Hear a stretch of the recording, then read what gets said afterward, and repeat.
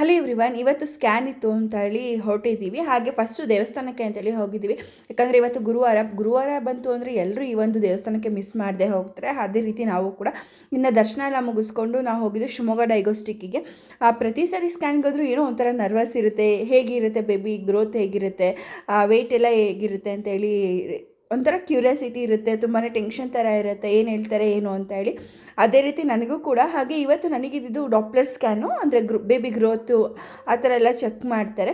ತುಂಬಾ ಕ್ಯೂರಿಯಾಸಿಟಿ ಇತ್ತು. ಆದರೆ ನನಗೆ ತುಂಬ ಅಂದರೆ ತುಂಬ ವೆಯ್ಟ್ ಮಾಡಿಸ್ತಾರೆ. ಯಾಕಂದರೆ ಪ್ರೆಗ್ನೆನ್ಸಿ ಇರೋರಿಗೆ ಅಂತೇಳಿ ಸಪ್ರೇಟ್ ಅಂದರೆ ಸ್ಕ್ಯಾನ್ ರೂಮ್ ಅಂತ ಇರುತ್ತೆ. ಅಲ್ಲಿ ಬರೀ ಪ್ರೆಗ್ನೆಂಟ್ ಲೇಡೀಸೇ ಇರ್ತಾರೆ. ಹಾಗಾಗಿ ತುಂಬ ಹೊತ್ತು ಟೈಮ್ ತೊಗೊಳುತ್ತೆ. ನನಗಂತೂ ಕೂತ್ಕೊಂಡು ಸಾಕಾಗೋಯಿತು. ಹಾಗೆ ಸ್ಕ್ಯಾನ್ ಕೂಡ ಮುಗಿಸ್ಕೊಂಡು ರಿಪೋರ್ಟ್ ಎಲ್ಲ ಕಲೆಕ್ಟ್ ಮಾಡಿಕೊಂಡು ಮತ್ತು ನಮ್ಮ ಹಾಸ್ಪಿಟಲ್ಗೆ ಹೋಗಿ ಅಲ್ಲಿಂದ ನಾವು ಹೋಗಿದ್ದು ಕೃಷಿ ರೆಸ್ಟೋರೆಂಟಿಗೆ.